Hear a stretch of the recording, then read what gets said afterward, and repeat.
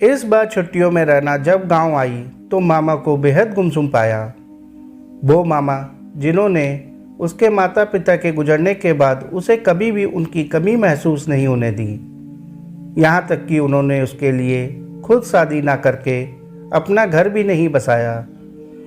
उसने मामा से जब उनकी उदासी की वजह पूछी तो वह कहने लगे कि तुझे तो पता ही है ना कि मालिक का बेटा बहू और पत्नी की अचानक मौत से वो एकदम बुझ से गए हैं। मामा जी मालिक के पास काम करते थे। दिल का दौरा पड़ने के बाद वे आज तक भी संभल नहीं पाए। मुझसे उनकी हालत देखी नहीं जाती। तू नहीं जानती बेटा, उन्होंने हमेशा तुझे बहुत माना है और हमारे लिए बहुत किया है। यदि वे साथ नहीं देते तो मैं तुम्हारी इतनी अच्छी परवरिश नहीं कर पाता और ना ही तुम्हें पढ़ने के लिए शहर भेज पाता। रैना को वह दिन याद आ गया जब पिछली बार वह आई और मालिक की तबीयत देखने गई।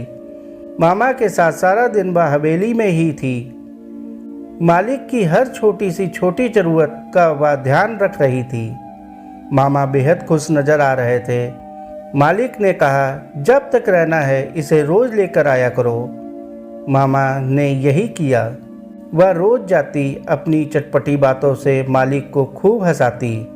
मालिक ने एक दिन मामा से कहा कि रैना को जब मैंने पहली बार देखा तो उसमें मुझे मेरी सावित्री दिखी, और यह कहते हुए एक आंसू उनकी आंखों से टपक गया।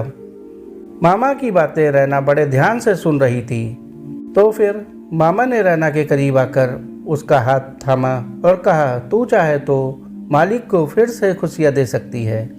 इतना कहकर वे रैना को आशा और प्रार्थना भरी नज़रों से देखने लगे। रैना सकते की हालत में आ गई। कैसे कहती कि वह रंजन से प्यार करती है। उसने कुछ नहीं कहा, पर वह उस रात सो नहीं पाई।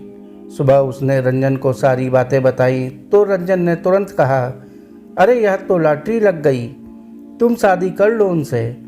दिल के मरीज हैं, कितने दिन जिएंगे, उसके बाद सब कुछ हमारा और हमारा प्यार। जैसे ही रैना ने कहा, उसने कहा, अरे हम मिलते रहेंगे ऐसे ही, तुम्हारी शादी के बाद भी, बस तुम हाँ कह दो। रंजन की बातें सुनकर वह खामोश हो गई। उसे बहुत अजीब लगा। मामा ने उसकी खामोशी को सहमति जान आर्य पद्धति से मालिक के साथ फेरे पड़वा दिए। विदाई के समय मामा ने एक ही बात कही, बेटा मालिक के लिए कुछ करने का तुम्हें मौका मिला है, मेरी लाज अब तुम्हारे हाथों में है। रैना विदा होकर हवेली में चली आई। इतनी बड़ी हवेली की सारी व्यवस्था रैना ने बहुत जल्दी समझ ली। वह अपना सारा फर्ज बहुत ईमानदारी से निभा रही थी। मालिक की दवाइयों से लेकर खाने पीने और लेन देन का सारा हिसाब बखूबी देखने लगी, जिसकी वजह से मालिक निश्चिंत होकर ठीक होने लगे।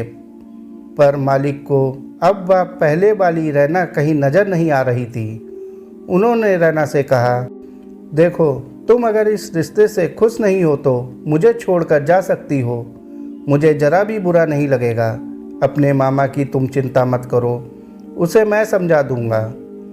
मुझे तुम में सावित्री दिखती है, इसका मतलब यह नहीं था कि मैं तुम्हें उस नज़र से देखता या चाहता हूँ, पर हाँ तुम्हारा रहना मुझे अच्छा लगता है।